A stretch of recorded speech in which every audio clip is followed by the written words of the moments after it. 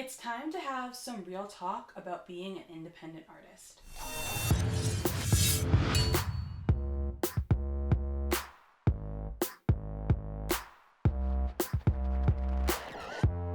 Hey guys, Danny here, and welcome to my little corner of the internet.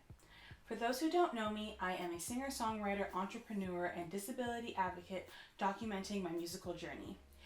If you find this video helpful, make sure that you subscribe and give this video a thumbs up. Back in October, I am really late to this party, Rolling Stone released an article entitled, "Pay for Play was banned from radio, but text reveal it might still be thriving." In this video, we're going to go over what Pay for Play or payola is, the history, what this article reveals, and why you as a musician should care.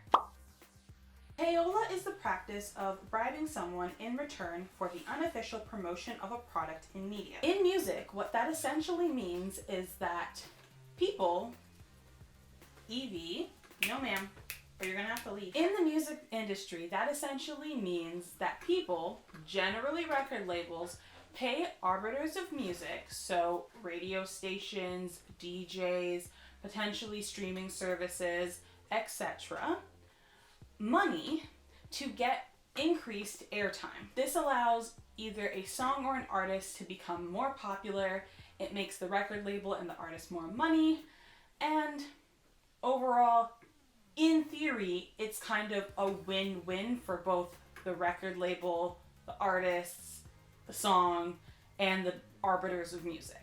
This is why it is also often called pay for play. You are literally paying people to play the music so that it becomes more popular. Payola began in its earliest form in the early 1900s as a practice called song plugging. And what that would be people would pay performers to spontaneously break out in song in front of populated areas to have a song get more traction. Most famously, Irving Berlin, who wrote classic songs such as White Christmas, Happy Holidays, Anything You Can Do, I Can Do Better, got his musical career start being a song plugger outside the Pastor Music Hall. He was paid to sing the very same song after each show for an entire year. In the 1920s and 30s, this shifted to closer to the system that we are familiar with today. This is also when you got more mass entertainment platforms such as radio. DJs began accepting payment to give songs airtime, and in 1938, Vanity Fair coined the term payola. In 1941, an attempt was made to stop the practice of payola by getting the two major publishing companies at the time, Music Publishers Contact Employees Association and the Music Publishers Protection Association, to sign an agreement. This agreement banned all forms of payola. However, the agreement really didn't have any teeth or any consequences to not doing payola, so by 1950 the practice was back to being common. The 1950s saw far more scrutiny of the practice of payola. At the time, ASCAP was feuding with BMI, and ASCAP decided to start exposing BMI's practices of payola through the rumor mill. BMI at this time was mostly publishing black music and country music, which ASCAP categorized as junk music. Yeah, there's a whole problematic situation here that we're gonna get into a little bit. And ASCAP was just so offended that BMI was pushing their good music off the air with black music, which they considered to be junk. So ASCAP was using the rumor mill and decided to play on some stereotypes such as, black people being dishonest, to spread rumors that BMI was doing this very dishonest thing to help black people, and of course they are, because black people are dishonest. So this practice is very, very bad, don't you know? This got the general public aware of the concept of payola, and it also got the payola concept associated with black people and black music, and all things nefarious that black people do, which means that the general public very much disliked the practice of payola and subsequently didn't like black music or country music at the time. Because of all this stigma, what BMI ended up having to do, or not having to do, they chose to do, let's be clear, because they didn't have to do this. Anytime a song in black music started to get popular, they would basically just have a white artist re-record the song so that it could be played on general radio and get more traction and get more money.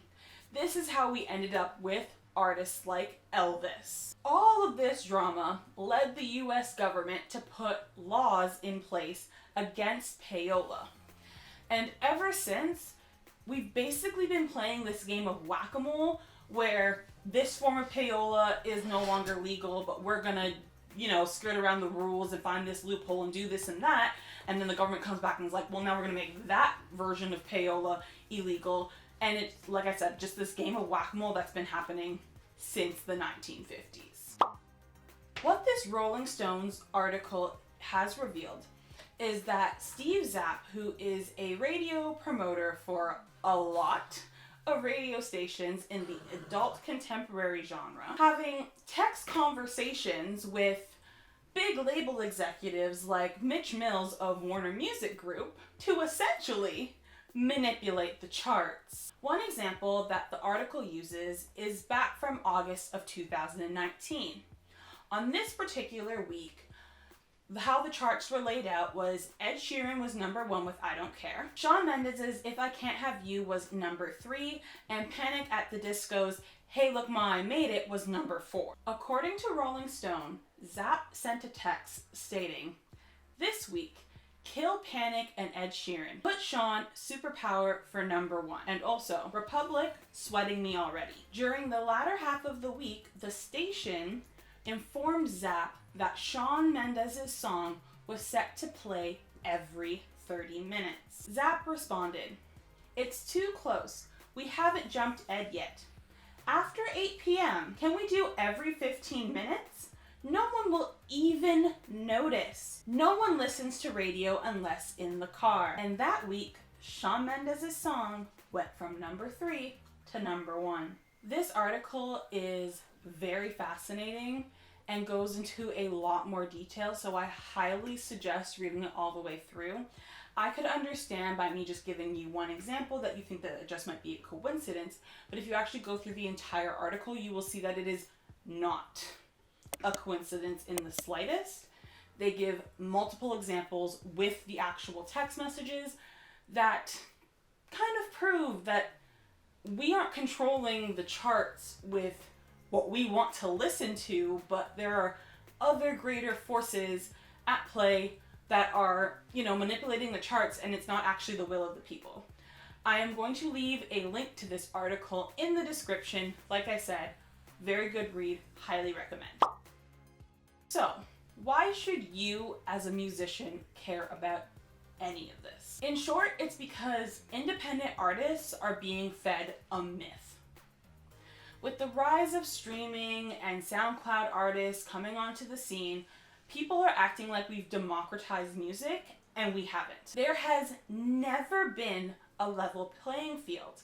There are benefits and drawbacks to signing with a record label, and there are benefits and drawbacks to staying independent. But we aren't really having these conversations. We hear about it every single time an artist like Taylor Swift or Megan Thee Stallion has a feud with their record label.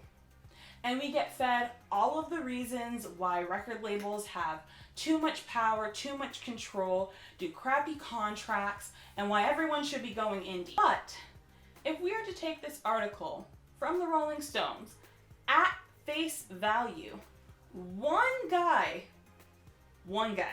has the ability to make a song go number 1. It's basically whoever can throw the most money at these select people, and the entities with the most amount of money are the record labels. At the beginning of last year, we had Justin Bieber on his Instagram telling his fans to put his new song Yummy on loop while they go to sleep to help get it to number one. An indie artist doesn't have millions of fans to get them to go do that. Nor should anyone, for that matter, be telling their fans to put a song on loop while they sleep so they're not actually listening to it to help it get to number one, because you are just blatantly cheating the system.